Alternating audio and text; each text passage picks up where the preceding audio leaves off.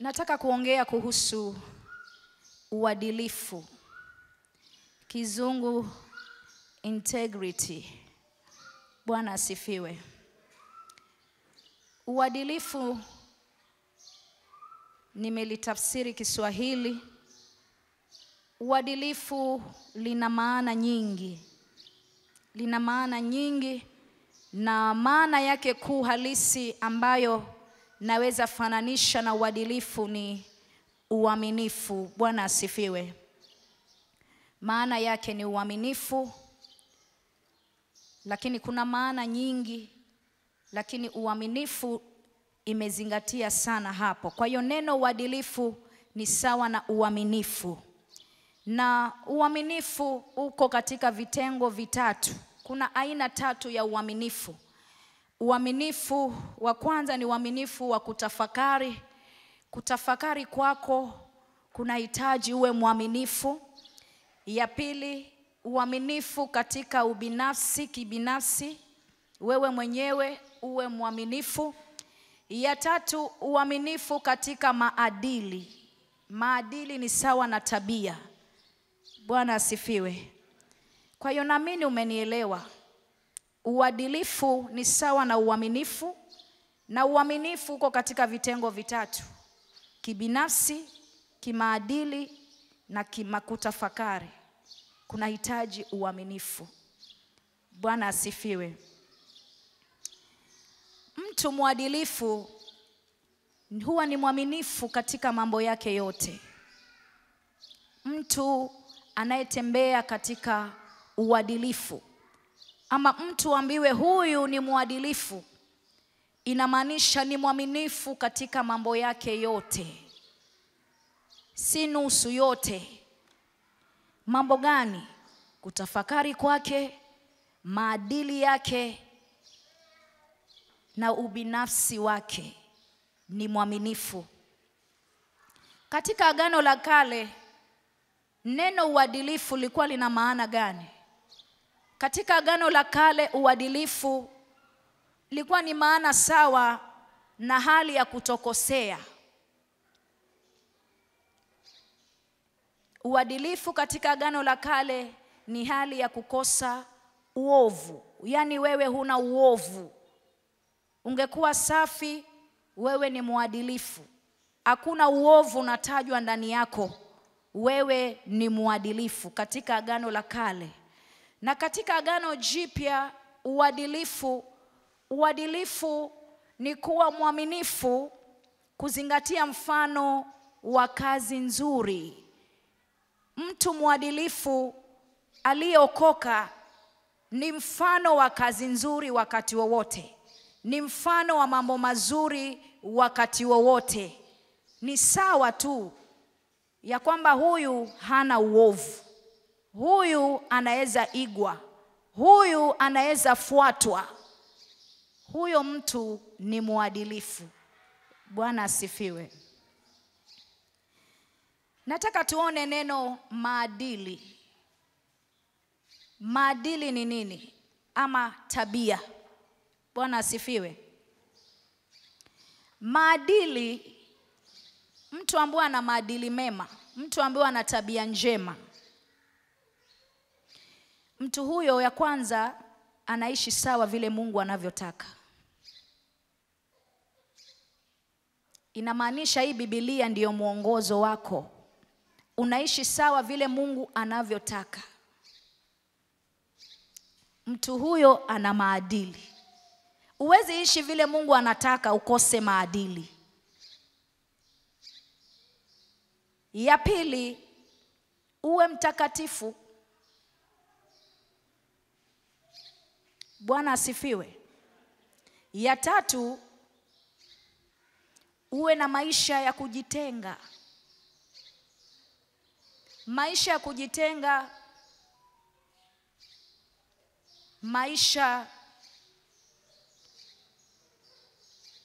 maisha ambayo umeamua, mimi sitajichanganya, mimi sitaitwa kama hao, mimi sitafanya vile wengine wanafanya. Nimejielewa natunza uadilifu, ninajitenga kwa ajili ya Mungu. Bwana asifiwe. Pointi muhimu ni hii: hauwezi tenganisha uadilifu na maadili. Huwezi tenganisha uadilifu na tabia. Vinaenda pamoja. Umuaminifu na tabia zako ni nzuri, hivyo vinaenda pamoja, huwezi tenganisha. Tabia zako kama ni mbaya, ni mbaya tayari. Kama huna uaminifu, huna tabia. Kama huna uadilifu, huna maadili. Hauwezi vitenganisha. Hauwezi sema mimi ni mtakatifu Jumapili, Monday mpaka Saturday umchafu. Kama umtakatifu Jumapili, Monday kuwa mtakatifu, Tuesday kuwa mtakatifu, Wednesday, Thursday, Friday, Saturday, Sunday, siku zote uwe mtakatifu. Bwana asifiwe. Haleluya.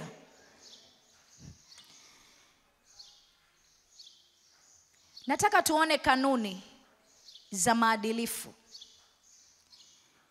Kanuni za maadilifu: ya kwanza, uadilifu unatoka moyoni. Uadilifu unaanzia huko ndani ya moyo wako. Unaazimia huko ndani ya kwamba mimi kivyovyote nimeokoka, nimemaanisha sitajitia unajisi mahali popote. Ni maamuzi ya ndani. Uadilifu unatoka moyoni. Kitu kinachotoka moyoni si mtu amekisababisha, ni wewe mwenyewe, uamuzi wako. Nitatembea kwa njia ya haki, kuwe kuna watu, kuwe hakuna. Nitaishi maisha matakatifu, niwe naonekana sionekani.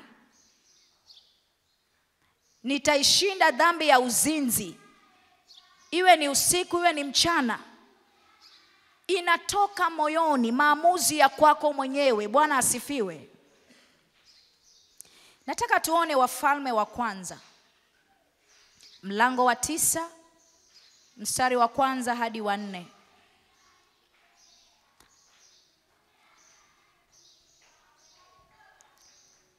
Tazingatia mstari wa 4, lakini vizuri nianze wa 1. Ikawa Samueli alipokwisha kuijenga nyumba ya Bwana na nyumba ya mfalme na mambo yote yaliyoingia moyoni mwake Sulemani, naye akataka kuyafanya, basi Bwana akamtokea Sulemani mara ya pili, kama alivyomtokea huko Gibeoni. Bwana akamwambia, nimeyasikia maombi yako na dua zako ulizotoa mbele zangu. Nimeitakasa nyumba hii uliyoijenga ili niweke jina langu humo milele. Tena macho yangu na moyo wangu utakuwepo hapo siku zote. Mstari wa 4. Na wewe ukienda mbele zangu kama alivyokwenda Daudi baba yako, kwa ukamilifu wa moyo na kwa adili, kufanya hayo yote niliyokuamuru na kuzishika sheria zangu na hukumu zangu. Bwana asifiwe. Nimesema uadilifu unaanzia moyoni, unatoka moyoni. Huyu ni Sulemani, mtoto wa Daudi. Alimjengea Mungu nyumba ya maabudu. Alijenga hekalu pale, akajenga nyumba ya mfalme na akaanza kuomba. Mstari wa 3, Mungu akasikia maombi yake. Na mstari wa 4 anamwambia, na wewe ukienda mbele zangu kama alivyokwenda Daudi baba yako. Daudi alikuwa mwadilifu. Sasa Mungu anamwambia Sulemani, na wewe Sulemani, ukienda mbele zangu kama alivyokwenda Daudi baba yako, kwa ukamilifu wa moyo, kule moyoni kuwe kamilifu. Ukianzia huko moyoni, huku kwengine hakuna shida. Na kwa adili na kufanya hayo yote niliyokuamuru. Kufanya yote si nusu, niliyokuamuru. Na kuzishika sheria zangu na hukumu zangu. Hapo ndipo penye tatizo. Uadilifu uko hapo sasa. Uanze moyoni, ushike sheria za Mungu alizokuamuru na hukumu zake, kuyafanya anayoyataka.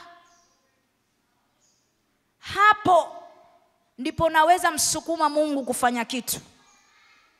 Uadilifu ndiyo huo sasa. Mungu anaangalia moyo wako kwanza. Kitambo aje achambue vitu vingine.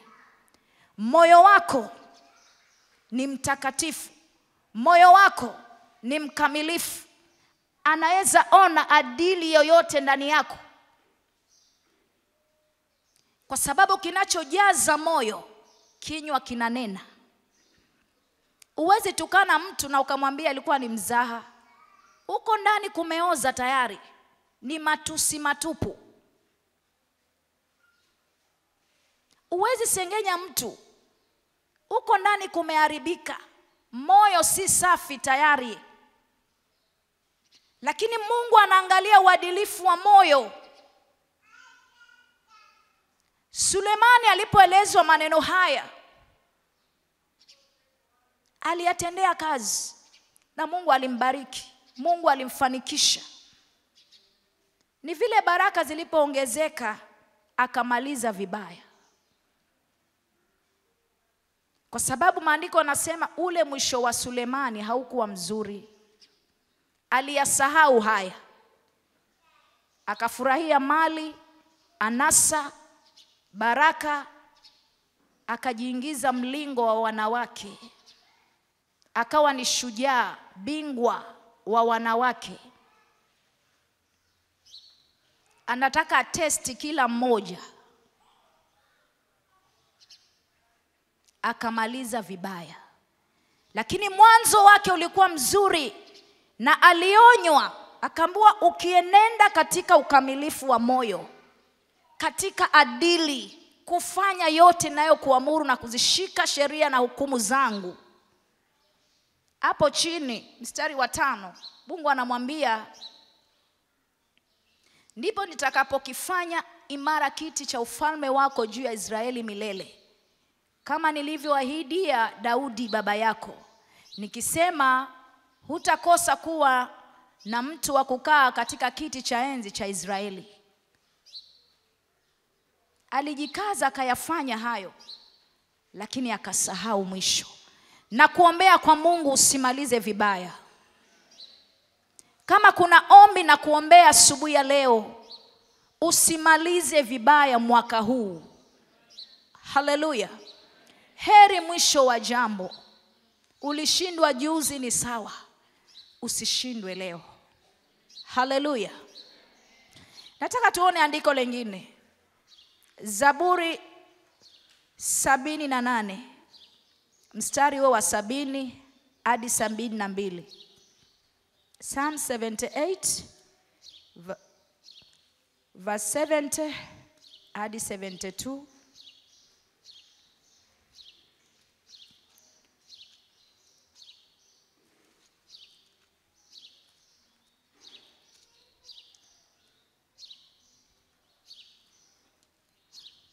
Akamchagua Daudi mtumishi wake, akamuondoa katika mazizi ya kondoo, nyuma ya kondoo wanyonyeshao alimuondoa, akawachunge Yakobo watu wake na Israeli urithi wake. Akawalisha kwa ukamilifu wa moyo wake na kuwaongoza kwa busara ya mikono yake. Hiyo 72 wacha hapo. Bwana asifiwe. Mungu anaangalia uadilifu wa moyo. Maandiko anasema alimtoa Daudi, Mungu alimtoa Daudi katika kulisha kondoo. Aliuona moyo wa Daudi akampenda, akamtoa katika kulisha kondoo, kuwa mchungaji wa kondoo, akamtoa huko, akamleta 71 awachunge Yakobo watu wake na Israeli urithi wake. Alitolewa kwa kondoo mpaka akaletwa kuwachunga watu wa Yakobo na Israeli urithi wake. Ndivyo Mungu anavyofanya. Ndivyo Mungu anavyotenda hata sasa. Mungu alikutoa wapi wewe? Alikutoa katika kuchunga kondoo, akakuinua, akakuleta uwachunge watu wake. Alikutoa kwenye dhambi, akakupatia neema ya wokovu. Amekuleta sasa umwana katika ufalme. Anaangalia uadilifu wa moyo wako. Bwana asifiwe. 72 akawalisha kwa ukamilifu wa moyo wake na kuwaongoza kwa busara ya mikono yake. Alipopewa sasa aongoze wana wa Israeli, uadilifu wa moyo wake ulimfanya Mungu amuongoze,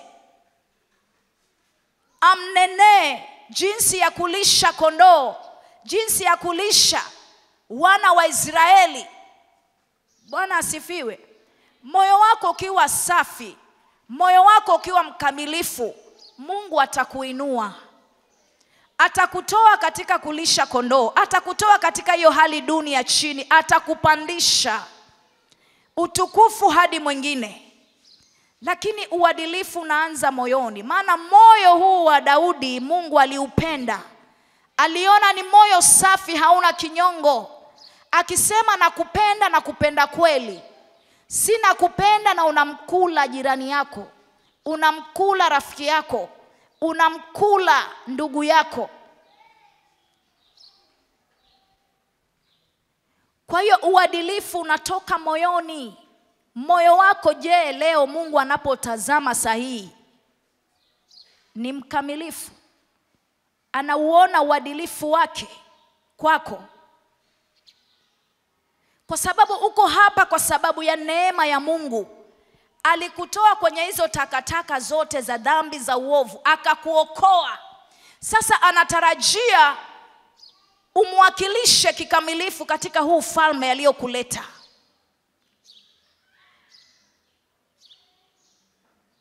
Bwana asifiwe. Mungu angeamua leo afungue mioyo yetu, kila mmoja hadi mwingine, tuone kile kimejaa ndani. Wengine tungekimbia hapa.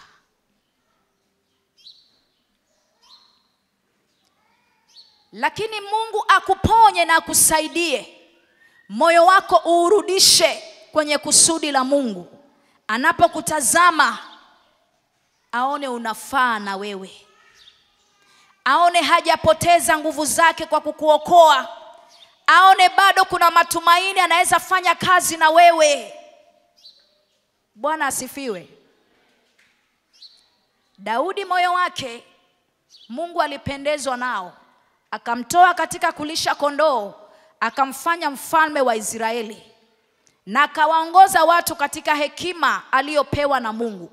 Daudi kwa nini anatajwa sana?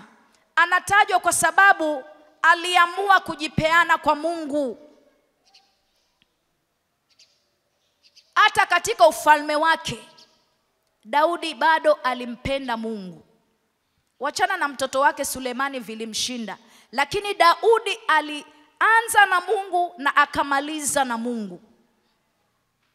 Mungu akusaidie. Tunaelekea Disemba. Anza na Mungu, maliza na Mungu. Huu mwaka maliza na Mungu.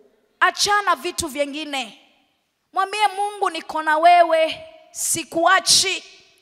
Sitajichanganya kama wengine. Sitajinajisi kama wengine.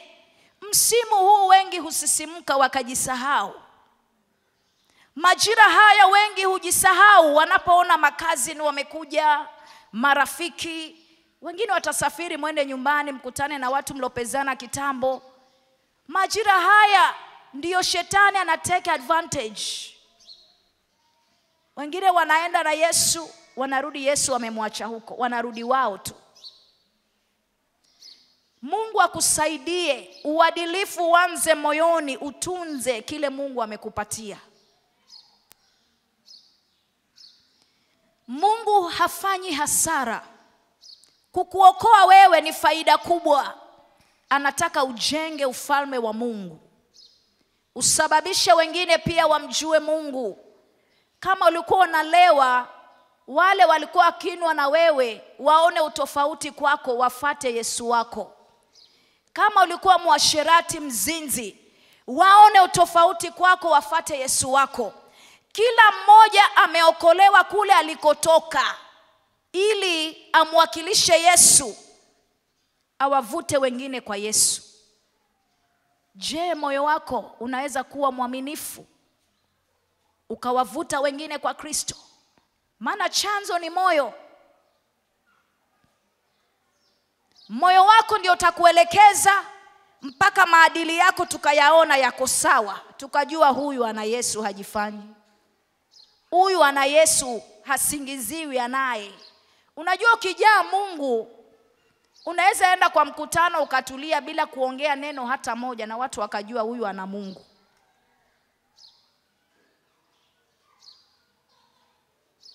Bwana asifiwe. Uadilifu uanze moyoni mwako.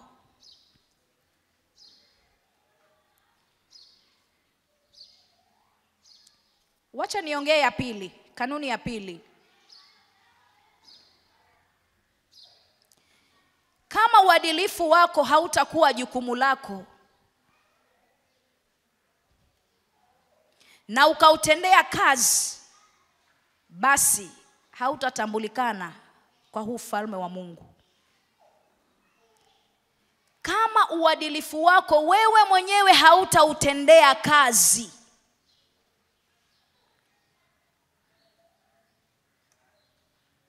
kwa huu ufalme wa Mungu hautajulikana. Inamaanisha nini? Ni jukumu lako kujukumikia maisha yako ya wokovu. Ni jukumu lako kujumukia ndoa yako, mama, baba. Ni jukumu lako kuhakikisha jamii yangu iko salama. Ni jukumu lako. Hakuna mtu mwingine wa nje atakuja kukufanyia. Lazima utendee kazi uadilifu wako. Hii ni kazi wapendwa. Kitambo Mungu aseme hakika mzee fulani ni wangu, jamii fulani nimeichagua, kuna kazi umeifanyia kazi. Kuna jukumu umefanya. Wazee wengi wake zao wanalia machozi. Wamewafanya walie maana wamekosa kujukumikia uadilifu wao katika hiyo ndoa.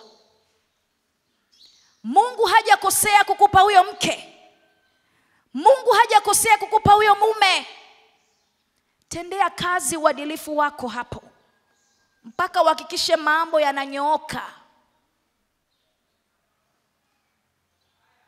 Bwana asifiwe. Waume wengi mnasema mambo hayaendi, ni machozi ya mke wako.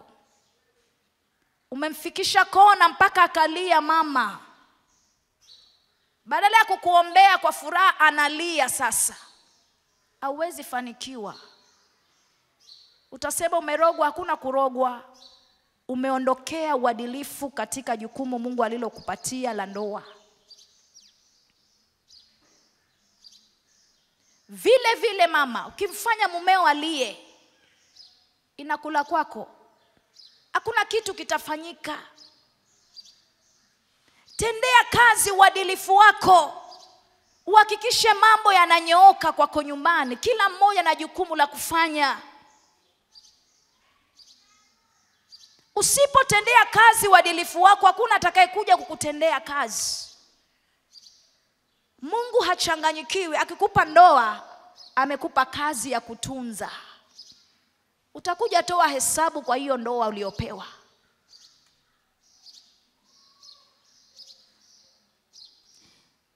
Bwana asifiwe. Nataka tusome Ayubu. Ayubu 2 mstari wa 3.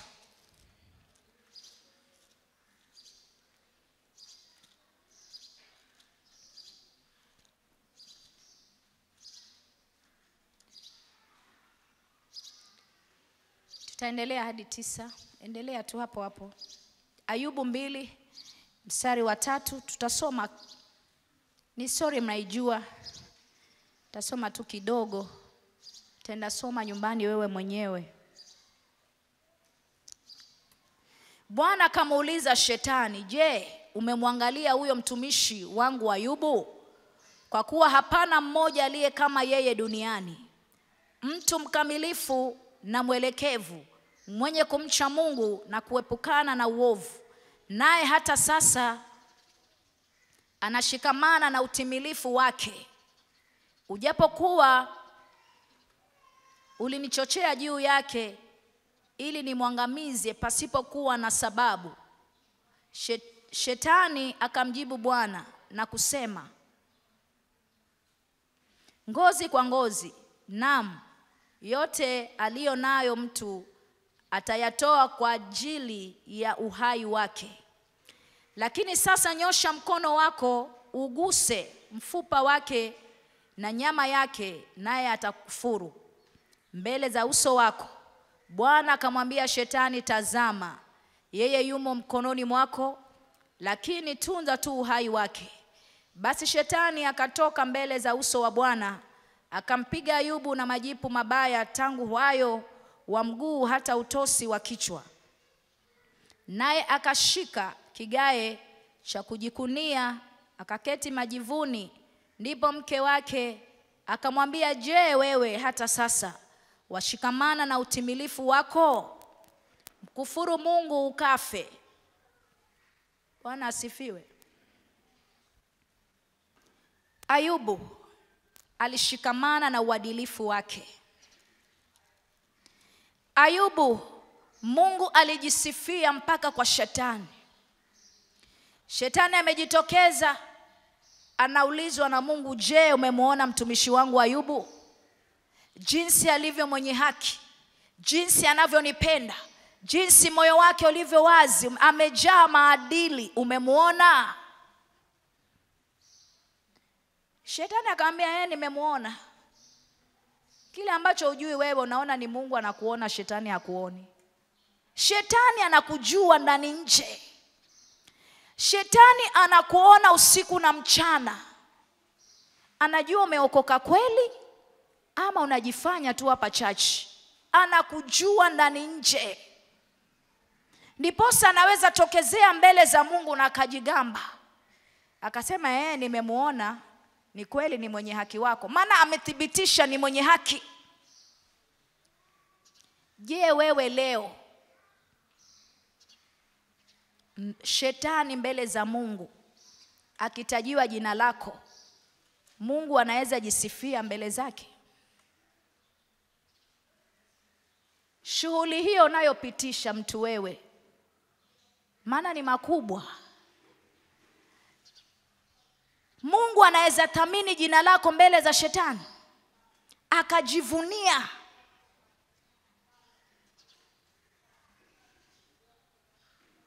Matusi hayo na ubobosha, masengenyo hayo ulionayo, hali hiyo ulionayo, Mungu anaweza jisifia mbele za Shetani? Jumapili hata ni malaika hapa. Sote ni malaika sahi. Hata ukigusa mtu utasikia pole.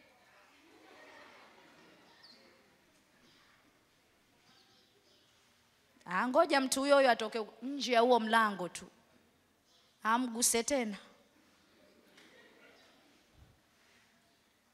Utasikia Yesu, usifikiri ni mjinga, na mbwaga ni kuonyeshe. Sasa hali hizo Mungu anaweza jisifia mbele za shetani?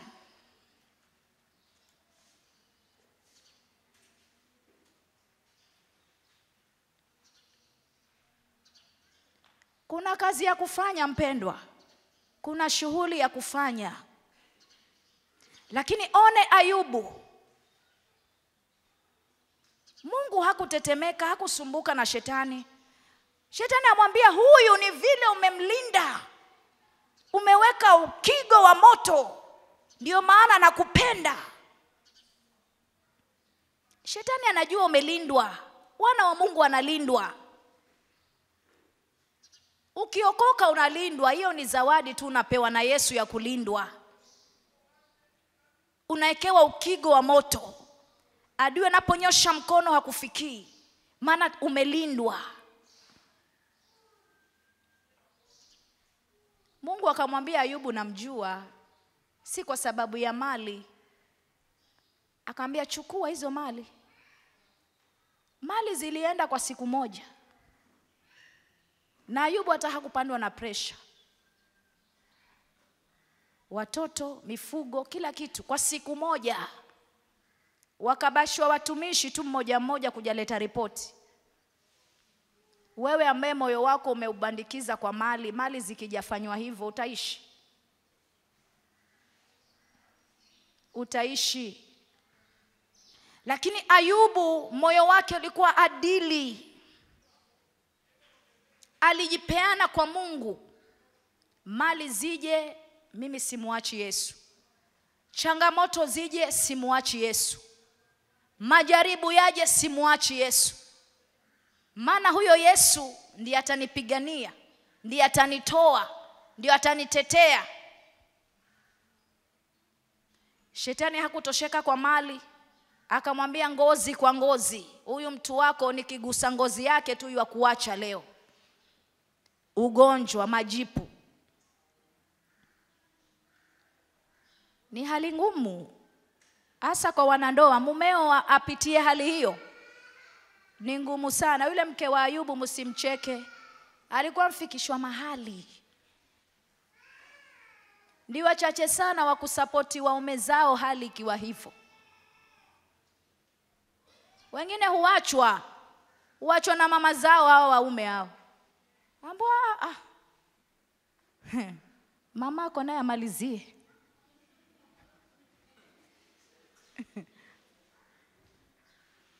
Unaachwa majipu, vidonda, usaha. Kumbuka mali hakuna tayari, alafu sasa ugonjwa. Huyo mume kustamili, huyo mke kustamili kuwa mali hakuna ni kazi. Alafu sasa ugonjwa yuko hapo.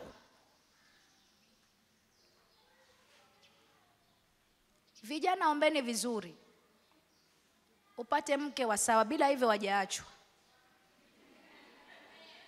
Hii hali ya Ayubu haikuwa ndogo nyinyi. Huyu mke wa Ayubu na muheshimu, ilibidi aongee moyo wake. Amwambia, baba, huu kamilifu umeshikilia sana na sioni matokeo. Haya, mkufuru tu ufe. Huyu mama alikuwa amefika mwisho. Usijifanye perfect mama kumhukumu mke wa Ayubu. Ile hali ilikuwa ngumu. Lakini kwa sababu Ayubu anajielewa na Mungu wake, akaelewa huyu mama amechoka kweli, hii hali ni ngumu, lakini acha nimtie tu moyo. Kaambia, usiongee kama wale wanawake wasiomjua Mungu. Wale wasiomjua Mungu ndo wanaongea hivyo. Tutapata mema kwa Mungu, mabaya akija tuyawache. Mama ndo akatulia roho, akatiwa moyo na mume wake. Lakini waume wa kutia moyo nao ni wachache.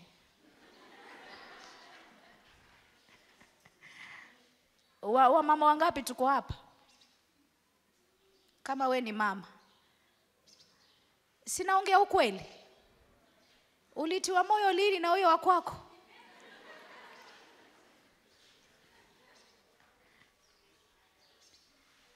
Usiposhikamana na uadilifu wako wewe, utachoka.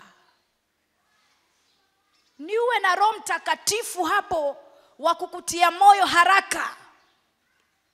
Ujitie moyo mwenyewe, nguvu mwenyewe na usonge. Lakini kama tegemea mume, utakuja choka wewe. Wakati ule unamhitaji sana ndio hayuko. Utafanyaje? Shikilia uadilifu utoke ndani ya moyo. Bwana asifiwe.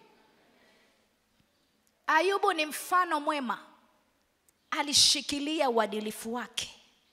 Hata wakati wa mapito tunamwona amesimama na Mungu, hatingisiki. Mali ziliyeyushwa, mwili ukadhoofishwa, alisimama na Mungu. Hayo ndiyo mambo yanamaliza watu saa hii. Mali ambazo ni pesa na afya.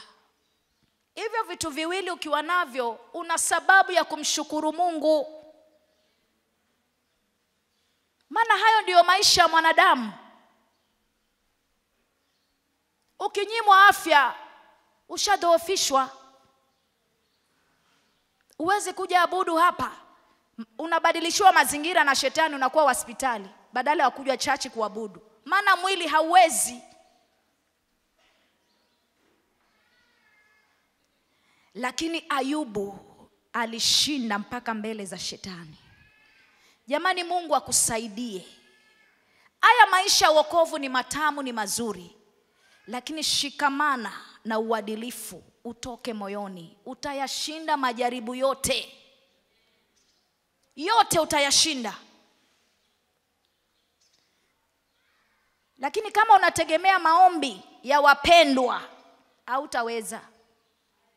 Kila siku niombeeni, nikumbukeni kwa Bwana, nisongezeni kwa Bwana, niinueni. Huyo hakukuinua si atachoka? Si utaachiliwa?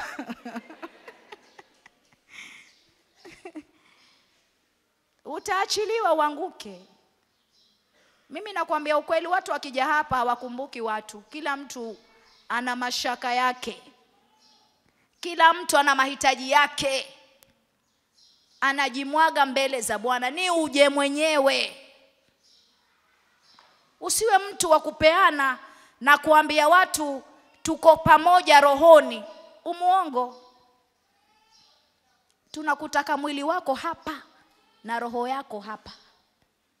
Usitupatie roho.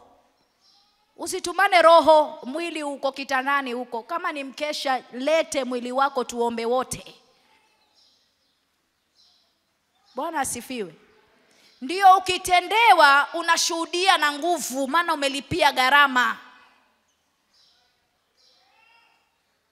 Watumishi wa Mungu, tunahitaji tuombe zaidi. Kwa sababu majaribu yakirushwa huku yakibounce yanashuka tayari huko. Yanaanza na hapa. Hawe kuwa huombi.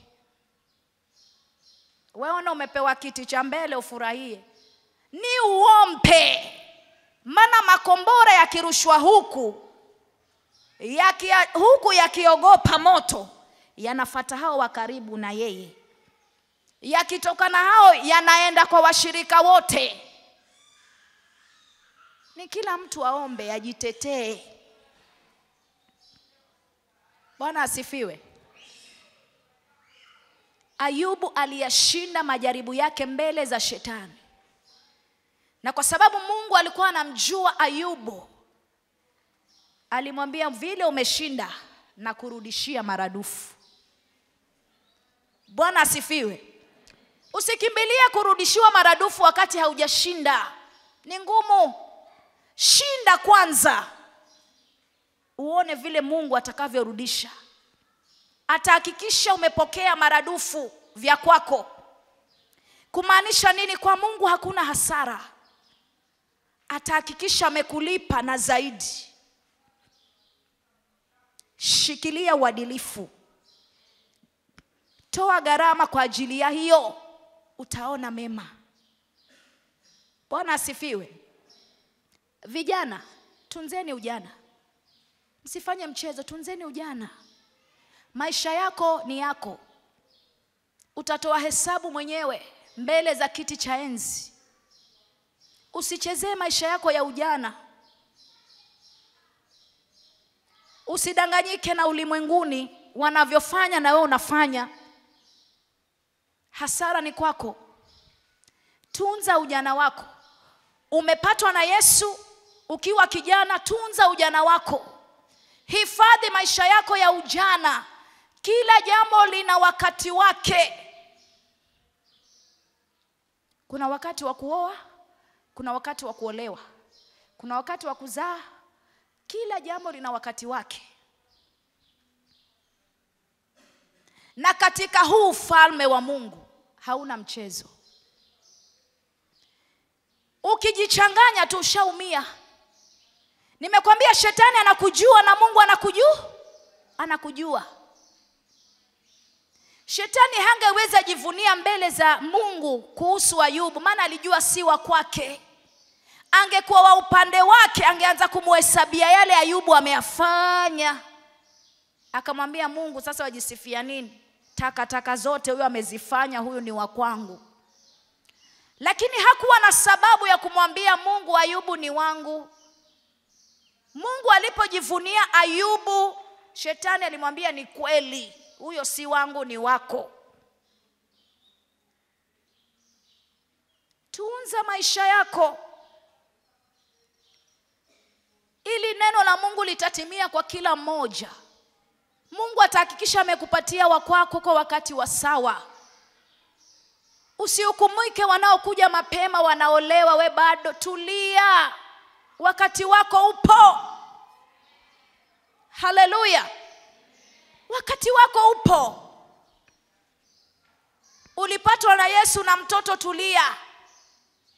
Utaolewa na mtoto wako hivyo hivyo. Mungu atakuletea mtu atakayependa na mtoto wako. Usifiche mtoto nyumbani, tunakuona dada na ushabwaga mbegu. Kuwa wazi. Kuwa wazi. Pendwa vile vile na mtoto wako. Bwana asifiwe. Hata nyiwa ndugu, wengine mlibwaga huko. Mwaitwa mababa tayari, lakini huku mko kwa vijana. Kuwa mkweli. Mimi nakwambia ndoa ikifungwa hapa na apostoli afunge hapa, hataki kusikia story nyingine. Eti mamfuata ofisini, sikujua huyu kumbe alikuwa na mtoto, sikujua huyu kumbe alitoa mimba, sijui kizazi kikafanyika nini. Anakuambia hiyo story sijui. Si ulisema ni huyu? Haya, nendeni mkaishi. Na maanisha hakuna mtu atakaye kutenganisha hiyo ndoa, hata apostoli hawezi. Kwa hiyo kama unaomba, omba vizuri. Na kama unaangalia na macho, angalia pia vizuri. Maana pale utakapoangukia ni hapo. Bwana asifiwe. Acha tuendelee kidogo.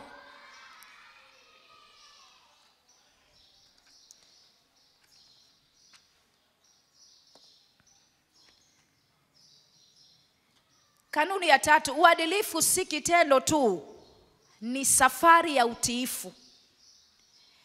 Uadilifu ni safari ya utiifu. Si kitendo tu, ni kutii maagizo ya Mungu. Sulemani aliambiwa ukitii hizi sheria, na alitii kidogo akaja akaachilia. Lakini Mungu anasema tii maagizo. Utiifu ni muhimu sana. Hata hapa kanisani naweza tangazwa tu jambo na Mungu anajua kumetangazwa, unapata wengine wanakula kona tayari. Utiifu ni muhimu.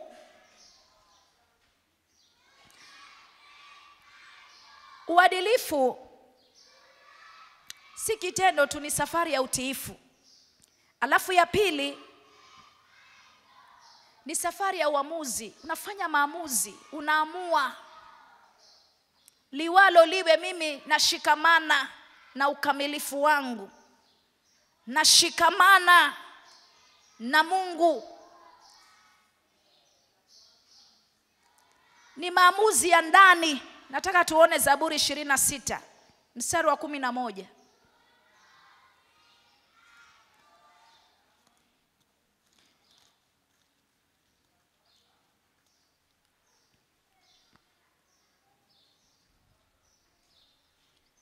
Ila mimi nitakwenda kwa ukamilifu wangu, unikomboe, unifanyie fadhili. Ni masuala ya kuamua. Unajichagulia, unajiamulia mwenyewe ya kwamba mimi nitakwenda kwa ukamilifu, sitajichanganya, nitakwenda kwa ukamilifu. Daudi huyu, unikomboe, unifanyie fadhili. Anamwambia Mungu, mimi nimeamua, ni maamuzi nimefanya, nitakwenda kwa ukamilifu. Chochote nitakachokumbana nacho njiani, nitakwenda kwa ukamilifu. Sitageuza njia, sitachukua mkato, nitakwenda kwa ukamilifu.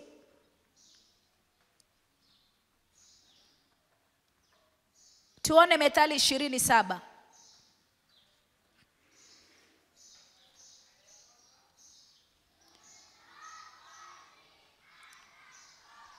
Mwenye haki aendaye katika unyofu wake, watoto wake wabarikiwa baada yake. Bwana asifiwe. Mwenye haki ni nani? Ni wewe uliokoka. Wewe unayesema Yesu ni Bwana ndio mwenye haki. Maandiko yanasema mwenye haki aendaye katika unyofu wake anaekea watoto wake hazina, watoto wake wabarikiwa baada yake. Yaani leo ukienenda sawa na kusudi la Mungu, ni mbegu unapandia watoto wako. Kwa sababu kila tendo unalolitenda sahihi ni mbegu utaivuna kesho. Maisha nayoishi sahihi ni mbegu utavuna kesho kwa watoto wako. Hujawahi sikia hizi tabia ni za baba yake hizi?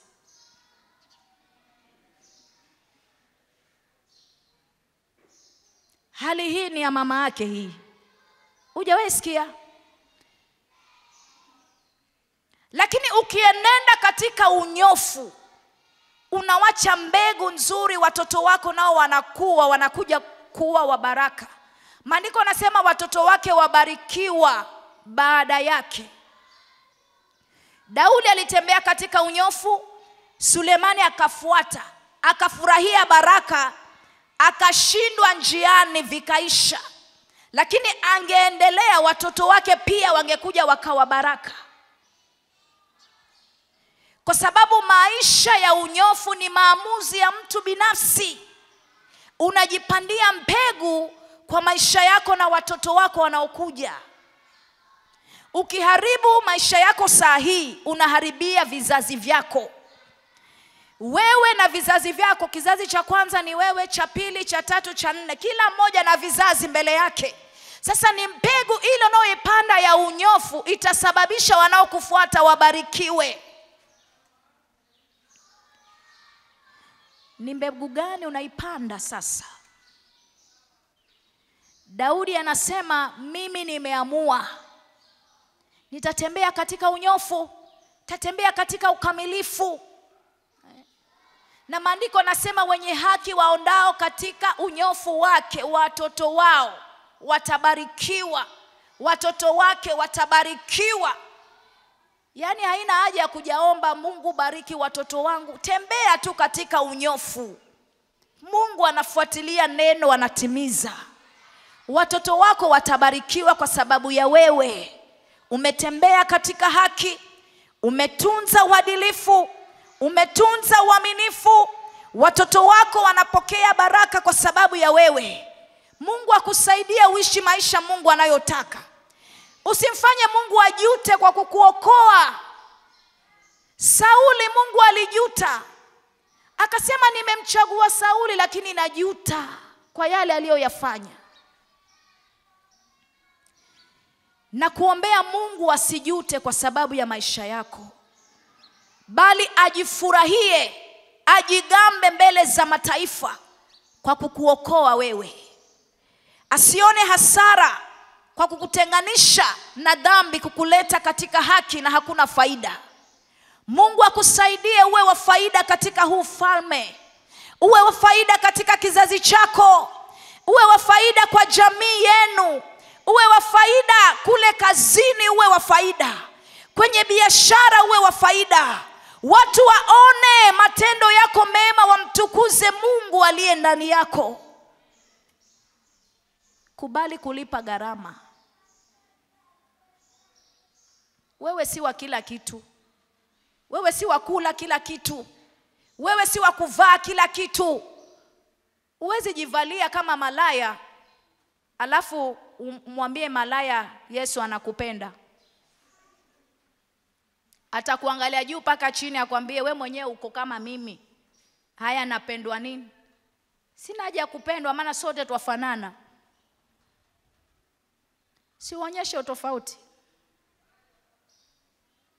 Siku ile mchumba ndo anataka kuja kukuchumbia, wavaa vitu paka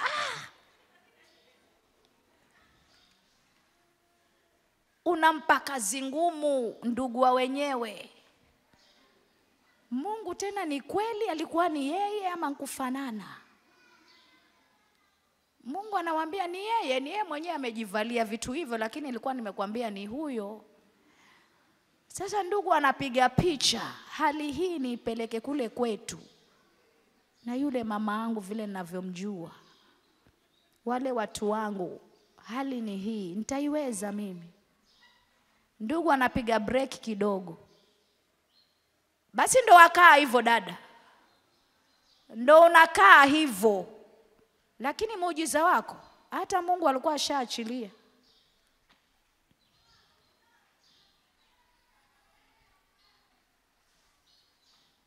Uadilifu ni maamuzi ya kwako mwenyewe binafsi. Hakuna mtu atakufanyia. Nawe ukishikilia hiyo, faida zake ni nyingi. Kuna mambo hautangangana, Mungu atakuwa anakutendea tu. Unapokea tu mafanikio, anakuinua utukufu hadi mwingine. Kwa sababu umeamua kuenenda sawa na kusudi la Mungu. Kwa nini Mungu asikutendee? Nataka tusome Waibrania 4:15. Waibrania 4:15.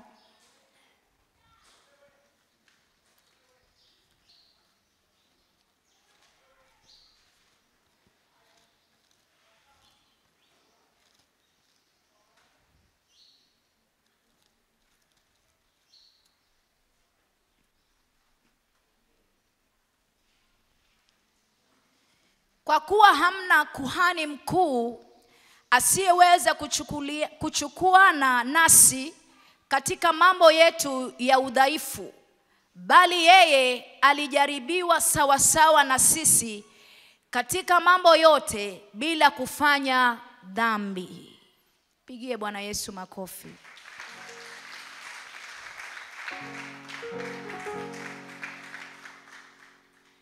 Huu ndio mfano mzuri ambao naweza kukupatia. Mfano mzuri wa uadilifu ni Yesu. Yesu alikuwa mwanadamu kamili kama sisi, na alikuwa Mungu kamili. Lakini katika maisha yake ya ubinadamu, maandiko yanasema bila kufanya dhambi. Alikutana na majaribu kama yale unayokutana nayo wewe, akayashinda. Kama ni kuchukiwa, alichukiwa; kudhihakiwa, alidhihakiwa; kutemewa mate, alitemewa. Sema, taja chochote unachopitia, Yesu alipitia zaidi ya hiyo yako. Maandiko anasema bila kufanya dhambi. Yesu ni mfano mzuri wa uadilifu. Alijaribiwa na shetani.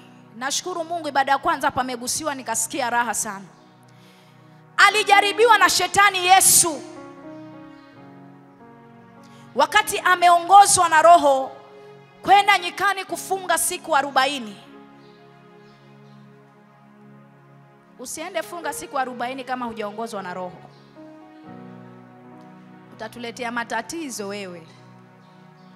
Usiseme na muigiza Yesu. Aliongozwa na Roho. Unanielewa? Yesu aliongozwa na Roho na akapewa neema na Mungu, akaenda siku 40. Na alipokuwa katika siku zake za 40 amemaliza, alikuwa amechoka, mwili ni mdhaifu na anahisi njaa.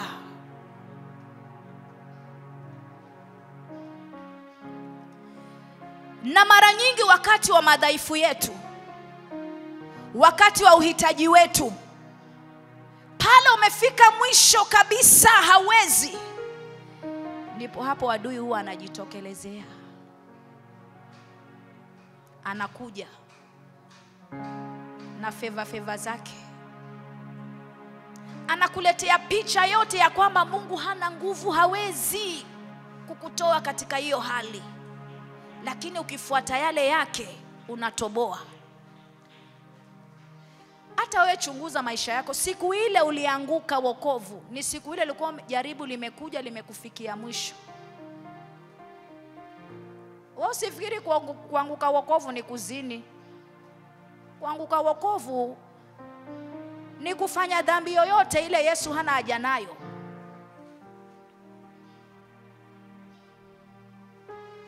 Ati nilimpiga tu huyo mke, ni kuanguka wokovu.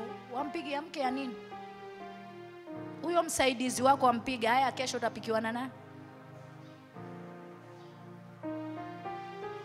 Alinikasirisha sana. Ikawa adabu ni hiyo. Hiyo mikono hiyo si ya kupiga mke wako. Mke anapigwa na pesa tu.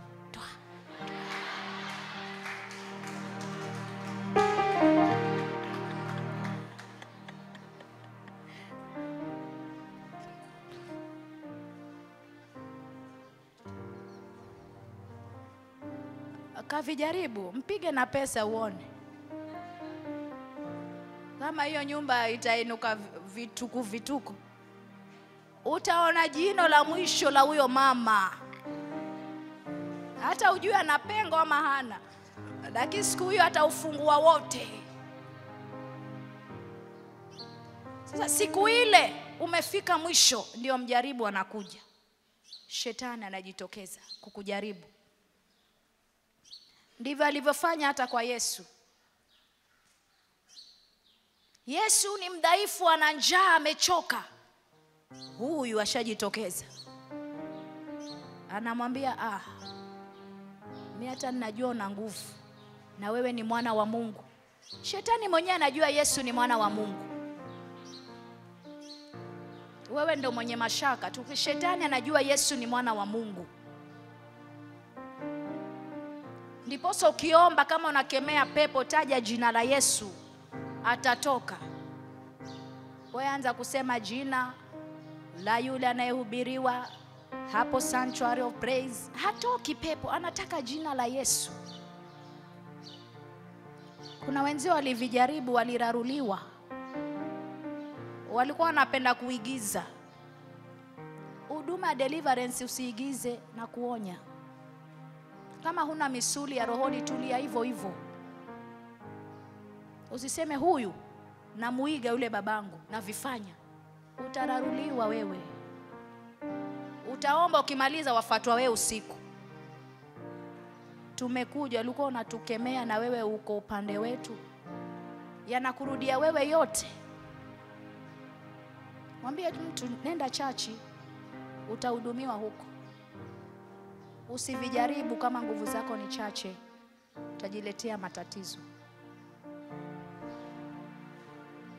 Bwana asifiwe. Sasa shetani alipojua Yesu ana njaa, akamwambia haya mawe yageuze tu yawe mkate, maana una nguvu, wewe ni mwana wa Mungu. Yesu akamchungulia, akamwangalia, akajua huyu amkuja nijaribu. Akamwambia shughuli hiyo siifanye, najua jukumu langu liloitimu. Kanambia hutanijaribu. Shetani alipojua amekosea kwanza, akaja ya pili. Akamwambia niabudu tu nikupe kila kitu, maana sasa hivi nakuona maskini. Akamuonyesha utajiri. Mambo yanayotesa wanadamu ni hayo hayo. Chakula, utajiri, mali ndio unapeleka watu mbio kila siku. Si kitu kingine. Yesu akamwambia wa kuabudiwa ni Mungu peke yake, si wewe. Siwezi abudu vitu vingine visivyoeleweka. Akamshinda. Akamwambia basi jitupe. Jitupe wewe. Maana imeandikwa malaika watakuja kukubeba juu juu. Shetani mwenyewe anajua maandiko. Wewe ukiambua andiko moja tu, huna hata tone na umeokoka. Biblia nzima hii hakuna mahali unaweza kariri bila kusoma na umeokoka. Shetani anajua neno. Alimchallenge Yesu na neno. Akasahau Yesu hata ndiye neno mwenyewe.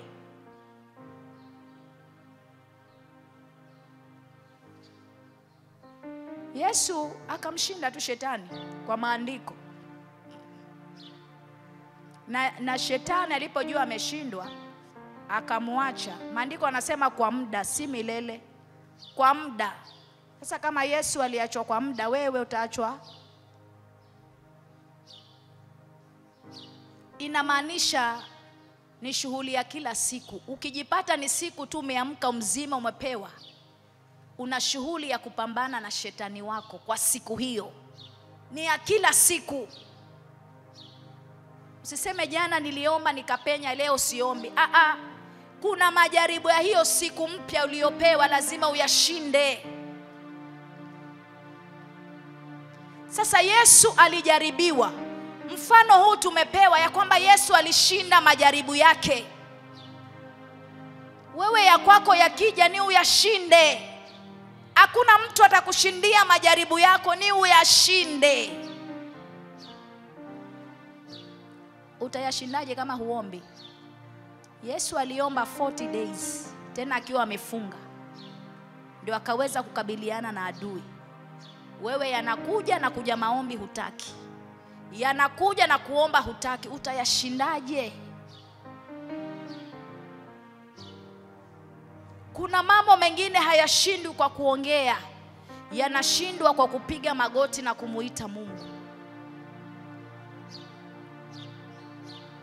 Kuomba mteule ni lazima, si chaguo. Kama kweli ni utembee katika uadilifu, maombi ni chakula chako. Toa sababu zote utakazotoa, sijali. Maombi ni lazima. Kama kweli umeokoka, umemaanisha na Mungu, maombi ni lazima. Lazima uombe uweze kushinda katika huu ufalme. Mimi ni mama na mtoto, sijui ni mjamzito, anajua Yesu anasema omba. Omba bila kuchoka. Omba bila kukata tamaa. Nina mume nimepata juzi, tuko hani, anakuambia omba. Omba bila kuchoka. Hizo sababu ulizonazo Mungu anazijua. Omba ili akutoe katika hilo jaribu. Usiwe mteule wa kuja maombi wakati unahitaji. Ni too late. Unatakiwa uombe iwe ni lifestyle yako. Unaomba tu, ni desturi yako. Watu hawaji maombi kwa sababu wana mahitaji, wanakuja kwa sababu wanamtaka Mungu. Bwana asifiwe. Maombi ni ya kwako, ni lazima. Katika huu ufalme tunashinda kupitia maombi. Maandiko yanasema unatekwa kwa nguvu huu ufalme, na ni wenye nguvu ndio wanaushinda, wanauteka. Ufalme wa Mungu unapatikana kwa nguvu, na wenye nguvu wanauteka. Si wanyonge, wenye nguvu. Maliza vizuri mpendwa. Tunaelekea Disemba, maliza vizuri. Maliza kwenye utukufu mwingi. Maliza kwenye nguvu nyingi. Yesu alimaliza vizuri, na yeye ndiye tunamfuata. Kwa hiyo hakuna jaribu ambalo unaweza liwakilisha mbele za Mungu kumchallenge Mungu ya kwamba kwa sababu ya hili lilikuwa zito ndio nikaondokea uadilifu. Atakwambia hapana, haukufanya maamuzi. Nilikupatia mfano wa Yesu, alishinda mwanangu.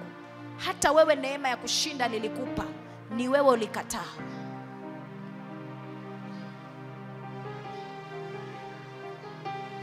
Kwa hiyo Yesu ndiye mfano mwema kamili wa kuiga katika maisha ya uadilifu. Nataka tuone unafaa ufanye nini ili uishi maisha ya uadilifu, ama ili udumishe uadilifu. Ya kwanza, tunapaswa kumtumikia Mungu, si watu. Tunapaswa kumtumikia Mungu, si wanadamu. Wakolosai 3:17. Mtumikie Mungu, usitumikie watu. Ukija hapa tumikia Mungu. Unapotumika hapa, Mungu anaona moyo wako. Yeye anayeona sirini atakujibu. Tumikia Mungu, usitumikie watu. Watu hawana thawabu ya kukupatia. Watu hawana baraka ya kukupa. Tumikia Mungu. Na maanisha chochote unachofanya katika nyumba ya Mungu unamtumikia Mungu. Pata huo ufunuo. Usipende huduma ya kuonekana na macho. Tumikia Mungu. Mungu anakuona, atakubariki huko huko uliko. Na kila mfanyalo kwa neno au kwa tendo, fanyeni yote katika jina la Bwana Yesu, mkimshukuru Mungu Baba kwa yeye. Bwana asifiwe. Lolote unalolifanya mpendwa, lifanye iwe ni neno, iwe ni tendo, fanyeni katika jina la Yesu, mkimshukuru Mungu Baba kwa yeye. Kwa hiyo chochote unachokifanya, jua unakifanya kwa ajili ya Mungu. Maisha yako ukiyachuja, anza kuyapima yale unayoyafanya, yale unayoyaongea. Je, yanamtukuza huyu Mungu? Je, yanampa utukufu huyu Mungu? Maana chochote unachokifanya, iwe ni kwa neno, ni kwa tendo, kinafaa kimpatie Mungu utukufu. Bwana asifiwe. Hayo ndiyo maisha ya mtu mwadilifu. Ya pili, tunapaswa tuwe watu ambao tunatenda tunachosema. Chochote unachosema, hakikisha ni kile unachokitenda. Usipatie watu maneno wafanye na we haufanyi. Usiwe mnafiki. Hasa sisi viongozi. Usiambie watu ombeni, njooni kesha, na we hauji. Usiwe mnafiki. Usiambie watu njooni ibada, na wewe hauji. Usiwe mnafiki.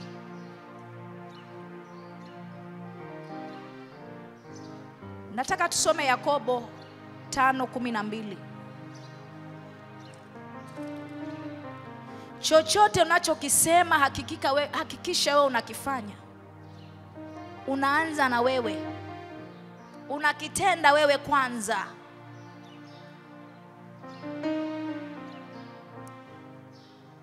Lakini zaidi ya yote ndugu zangu, msiape wala kwa mbingu wala kwa nchi wala kwa kiapo kinginecho chote, bali ndiyo yenu na iwe ndiyo, na sio yenu iwe sio, msije mkaangukia hukumu. Bwana asifiwe. Fungua hiyo Mathayo 5:37. Neno lako liwe ndiyo, na kama ni la liwe la. Usiongeze vitu vingine katikati. Bali maneno yenu yawe ndiyo, ndiyo, sio, sio, kwa kuwa yazidio hayo yatoka kwa yule mwovu. Chochote utakachokisema hakikisha unakifanya, na iwe hivyo. Usiwe mtu wa kuongezea. Usiwe mtu wa kutuma watu wafanye wewe hufanyi. Ni makosa. Uenende katika uadilifu, uwe mtendaji wa kile unachosema. Utakuwa umefaulu. Ya 3, tunapaswa kuwapenda wale walio karibu nasi kwa matendo na kwa maneno. Mpende aliye karibu na wewe, na si kwa maneno peke yake, muonyeshe matendo.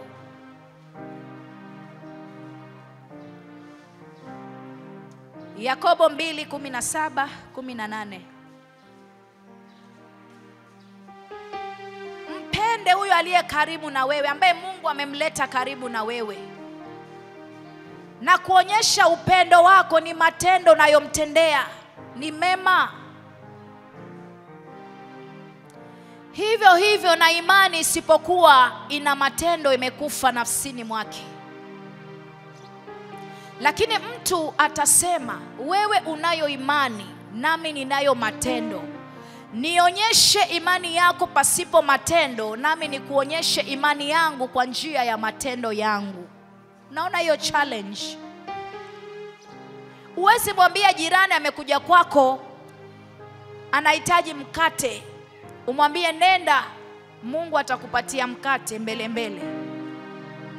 Alafu kuna jirani huyo amefatwa na muhitaji, jirani huyo amefatwa na muhitaji mwingine aje, amwambie nisaidie na mkate. Amwambie Mungu atakupa na zaidi, na chukua hiki kidogo nilicho nacho. Aliyemwonyesha upendo ni yupi? Ni yule aliyempa. Kwa hiyo kama kweli ni tupende walio karibu nasi, tuwaonyeshe upendo kwa matendo, kwa kuwapatia vitu, hasa wahitaji. Wapatieni vitu. Kile kidogo uko nacho, mtu amekuja na uhitaji, mpe, muonyeshe upendo. Hayo ndiyo maisha ya uadilifu. Maandiko anasema hata ukimkopesha maskini, kumpatia mtu kitu maskini, unamkopesha Mungu. Kwa hiyo tuwe watu wa kuwapenda watu kwa matendo. Usiambie mtu nakupenda, umpatie hagi, umpatie busu takatifu, mchekee, na moyoni unajua kabisa huyo mtu unamchukia. Mpende, muonyeshe matendo.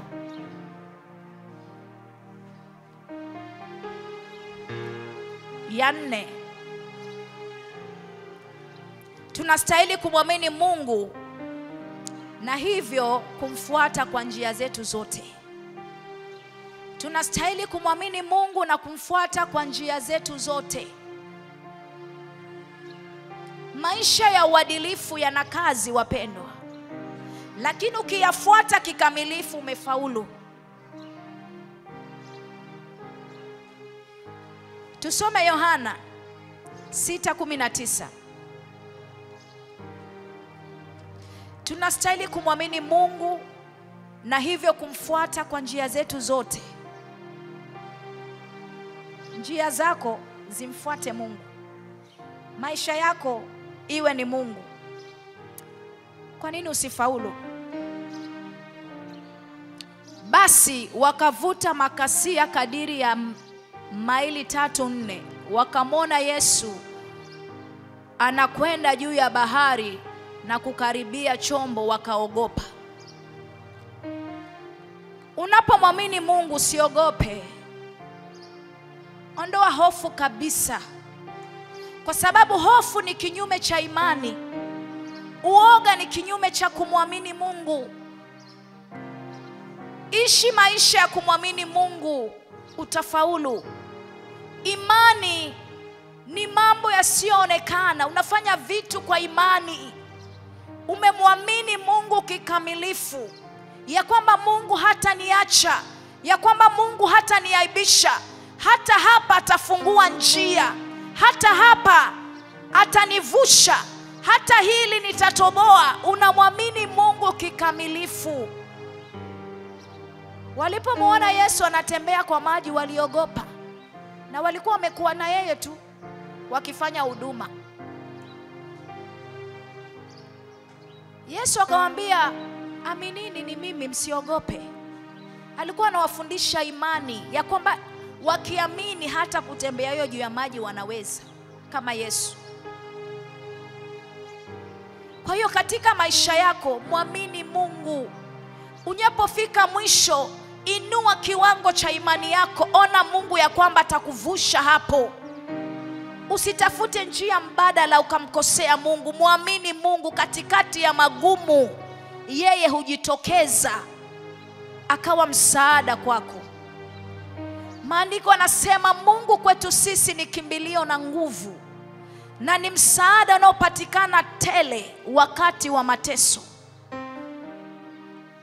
Ukimwamini Mungu, anakupatia msaada wakati wa mateso, wakati wa uhitaji, anajitokeza kwako. Ya 5 ambayo ni ya mwisho, maisha yetu yanapaswa kuzingatia imani yetu kwa Mungu na kumwamini kuwa njia zake ni bora. Njia za Mungu peke yake ndiyo bora katika maisha yetu. Ukisoma Methali 3:5-6,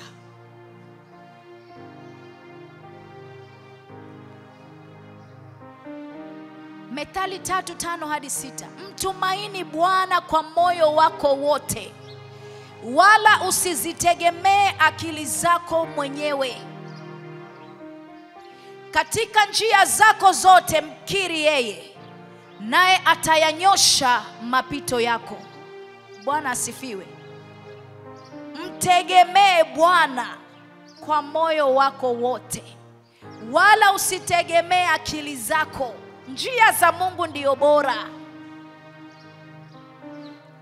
Katika kila jambo unalotaka kufanya, hakikisha ni Mungu amekwambia fanya. Muhusishe Mungu. Usichukulie mambo kawaida kawaida. Muhusishe Mungu katika njia zako, katika mipango yako, katika mambo yako. Muhusishe Mungu. Ukimuhusisha Mungu, atayanyoosha mapito yako. Njia zako atahakikisha amezifanikisha. Atahakikisha amejitokeza kuwa msaada kwako. Kuna mahali akili zako zinafika mwisho. Kuna mahali maarifa yako yanafika mwisho. Kuna mahali ufahamu wako unafika mwisho. Lakini Mungu anakuambia usifike mwisho wakati nimekupatia njia bora ya kufanya. Mtumainie tu Bwana. Hakikisha Mungu umemhusisha. Hata kwa yale madogo muhusishe. Ukimhusisha kwa madogo, atayainua yatakuwa makubwa. Hakikisha unamhusisha Mungu. Usifanye vitu siri siri, muhusishe Mungu.